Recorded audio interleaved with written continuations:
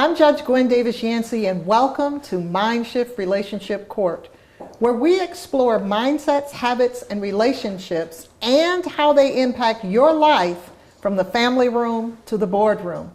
We take expert testimony and provide mindshift rulings to empower you to realize that you can mindshift and live your best life yet. Now, we have another awesome expert witness for the court today. You have testified here before, and we wanted you to come back because you had some phenomenal, empowering words to provide to the court audience when you testified previously. And as you know, I like to start out with an icebreaker, so we're still going to do that. And we do it because, like I said before, you know, people get very, very overwhelmed. People get stressed out when they go to court, you know, and I've been a litigation attorney for over 24 years, so I've seen it over and over again. And that's why I hold Mindshift Relationship Court in a more relaxed setting so that the viewers can get all the empowerment that you have to say when you come here as an expert witness, as well as when they hear the Mindshift rulings from the court. So, are you ready for the icebreaker? I'm ready. Bring it on. Bring it on. Bring it on. Okay, so what childish things do you still like to do as an adult? You know what? That's a great question. So, ironically, I buy puzzles. Okay. And I play with puzzles sometimes. Okay, what kind of puzzles do you like to put together? Crossword. Well, I like the crossword puzzles or what have you. Okay. And so I purchased those from like from the local grocery store and try to, you know, figure it out or go through the enigma of trying to locate those words. I enjoy it. You know, that's really interesting because crossword puzzles take a lot of knowledge and wisdom and focus. Definitely. And I like that because we need to have something that we do in our pastime that is relaxing, fun, but still can increase our focus. Right. So that's awesome. Even though I will admit I was not good with crossword puzzles, but maybe I'll try it again. Right. You know, after what you have just said, maybe I'll try it again. Right. Because it can be, you know, whatever it is that a person does that gives them that empowerment, that relaxation is awesome. Well, too, also, I think it speaks to my personality. I'm ambitious, I'm driven, I don't like to lose. So it's like, I like something that's kind of tedious to challenge me. So I think crossword puzzles, trying to, you know, find the right word is pretty intricate, you know, and I like that. Yes. And I think that's another phenomenal characteristic of anybody, and I admire you for that. And I know you're a business owner, and we're going to expound on that a little later on, but I admire that because we need to have something that again, maybe relaxes us and increases our focus, but also is a driver. You know, you talked about being ambitious, and you know, a lot of times people just aren't ambitious the way that they used to be, you know, so it's important to have something that motivates you to be pushed towards that ambition. Right.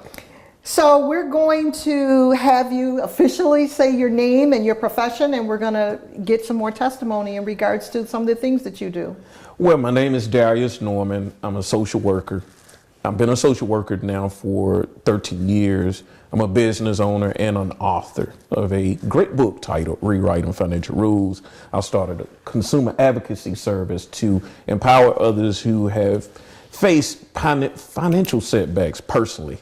And I wanted to create this particular service to empower other people because I had my own setback and my own triumph also. Okay, so you talked about consumer advocacy. Can you expound on that so that the Mindshift Court viewers understand what you mean by that? Yeah, so as consumers here in America, we live in a capitalistic society. And as consumers, we have rights if we are faced with financial challenges, if we're faced with debts, in terms of if we have a financial product such as a credit card or a mortgage, car loan. If you are faced with setbacks or challenges or you're unable to make your monthly payments, you have protections in place as a consumer. So these financial products or these financial banks or services don't put a lot of pressure on you. to make those payments or to harass you at work. So that's where I come in, and it was very interesting to me because I faced those same challenges. And so I created Rewriting Financial Rules as a consumer advocacy service to empower other people with the education and literature around personal finances and know their rights as a consumer. That's awesome, and I know that that's very important information for people in general, because many of us have had issues at some point in our lives with debt, with credit, with our finances, and many times, if not always, our mindsets and our habits come into play, as well as our relationships. Yes. So we're going to take a recess. The court's going to take a recess, and we will be right back after this break.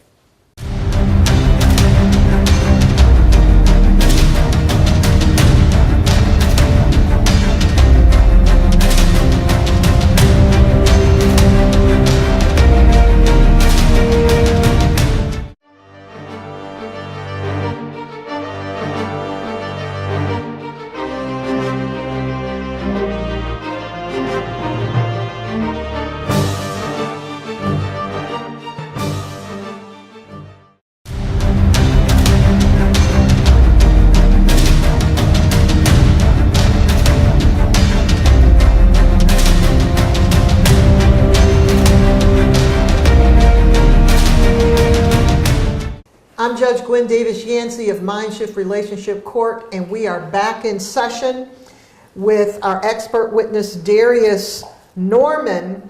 And I know we talked earlier, and I'm very appreciative of you coming back to be an expert witness for the court the second time. And we are going to continue with Credit is King.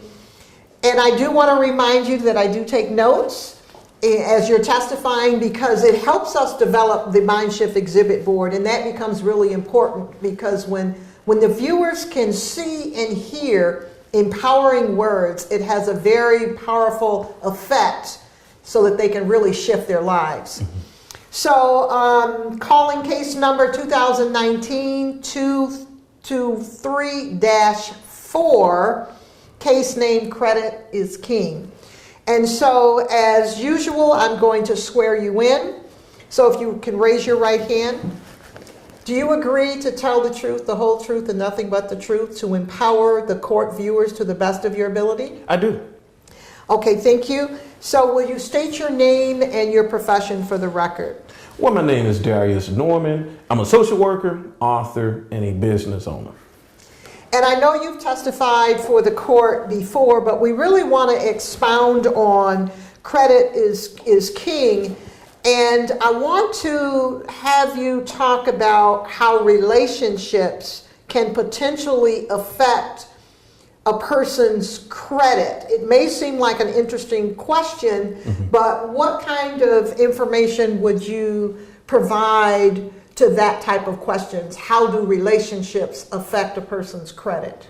Well, if you don't have good credit, listening audience, if you have poor credit, a lot of times, you can't have a great relationship with somebody. You cannot establish a good relationship because your financial picture is not in order. But good credit, it does allow you, when you have less stress financially, then your attitude, your mood is different. You can get along better with others when you have good credit and your financial picture is in order. But when you don't have good credit and you don't have savings or no type of plan financially, there's no way that you can possibly have a great relationship without being stressed out. That is very powerful, because sometimes, people don't really look at the correlation between something like credit and relationships. And in your expertise, what type of relationship boundaries would you suggest the viewers to make so that relationships don't get in the way of them being able to have good credit, them being able to have savings and plan ahead? Well, I would say this: if you are dating someone exclusive and they're not there to motivate you and encourage you to improve, if you find yourself in a bad situation financially and they're not, or encourage you to rectify your financial woes, then that's automatically a red flag. You should want to be with someone who's going to encourage and motivate you. I would say if you are in a financial bind, you probably should stay away from relationships for a while until you're able to get a clear vision or a crystal clear perspective in terms of how you're going to rectify that issue. Because like I said before, if you don't have your financial picture in order and your credit is not in a good position, you're going to be stressed out and you will not be able to be relatable to the other person. Yes, yes. And relationships are beyond, relationships can be involved with friendships. It can be involved with family members. And so it can definitely have an impact, right. On your credit and how you view credit. Right. Now, with your experience, what kind of mindsets do you find people have? What kind of common denominators that people have that have bad credit? Are there certain habits, certain ways of thinking that they tend to have? People that have bad credit? Yeah, I think a lot of the people that I've noticed with bad credit, they tend to spend and live above their means. Mm-hmm. A lot of times. They have unrealistic expectations in terms of improving their credit. I've had people who have very poor credit scores and they come to me and expect to have a 720 credit score in 30 days. Oh no. But it took them 2 to 3 years to get that 350 credit score. So the amount of time that it took you to put yourself in a certain position may take that same amount of time to put you in a different position to obtain a better credit score. That's a powerful point, because many times when people go to someone such as in your profession, as well as other professions, they are expecting immediate results. Right. Yet, whatever it was that brought them to that situation typically did not happen immediately. As you said, it took 2 or 3 years. Right. And those are the kinds of mindsets and habits that people have to employ. They have to look at the fact that it took me a while to get in this position, so I need to shift so that if it takes me that same amount of time, I can stay focused. Right. Do you find, and we're going to expound on your testimony and get to the Mindshift exhibit board.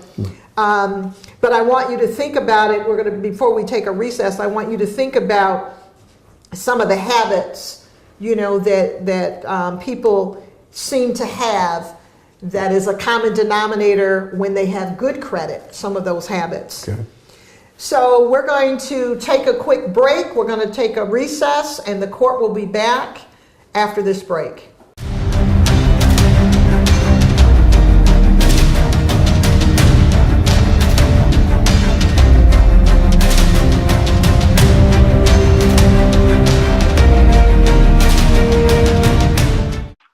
There's a secret to developing a powerful, cohesive team, and one of the best tools is developing powerful decision-making abilities.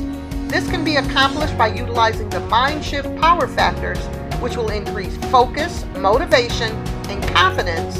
And when you do this, decision-making abilities will also increase. So the secret to a powerful, cohesive team is powerful decision-making abilities, and it all starts with a mind shift.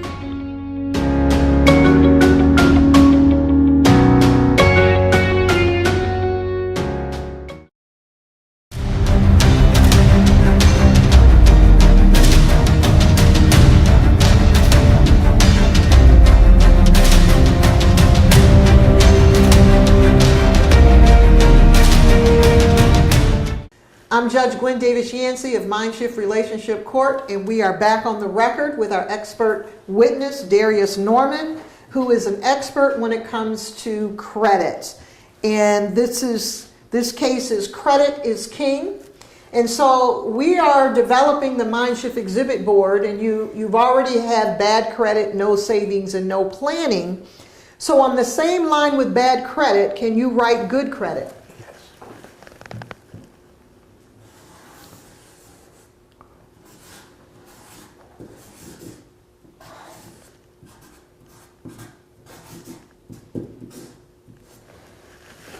And on the same line with no savings, could you write savings?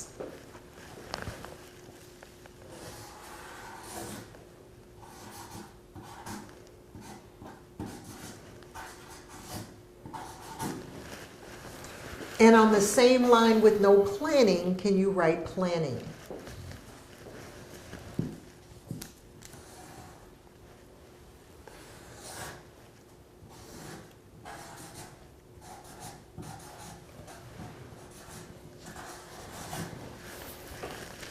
So I know you've given a lot of powerful testimony so far, and before the break, we talked about habits that people have that actually have good credit, that actually have savings, that actually have planning. So if you could start out with talking about some of the people, what are their habits that have planning? We'll start with planning. What are some of the habits that they have, people who plan? Well, I would say people who have good habits in terms of coming to planning, they have a budget. They know how much they are willing to spend. They may not buy a brand new $350,000 home. They may go purchase an $89,000 home and build equity and then purchase a $350,000 home. Some may invest into stocks, 401ks, IRAs. Those are some good habits when I see people who have a plan and are great planners. They may not buy the Lexus or the Mercedes Benz. They may go get the Honda Accord because they can afford that car note. And so that's some habits of people who have great planning. So they plan ahead and look at their financial package before making those decisions, instead of maybe they've got that new job and they're excited, hey, I'm now making $100,000 a year, but they're not looking at how much taxes are coming out and what is the actual net income before they go ahead and buy, as you said, that $350,000 home. Right. So planning is really important. And so how does the planning, someone who has good credit, what kind of habits would that same person have when it comes to savings? Well, savings, I would say a person with good habits when it comes to saving. They may have their paychecks auto draft every time they're paid for a certain amount of money allotted to go to the savings. So they won't even touch it. They won't even look at it. They won't even account for it. It will be automatically drafted into their savings. Again, having a budget, knowing where your money, because if you don't have a budget, you will not be able to tell your money where it goes. But when you do have a budget, you know where your money is going and you can direct it and have some discipline. Now, I like when you testified about knowing where your money is going. Right. Because do you find that a lot of people that have no planning, have no savings, and have bad credit don't know where their money is going? Do you find that? Yes. And I mean, that is I would say 85% of that individual or that particular family facing with financial challenges or going down a road where they're facing financial roads. They don't have a plan.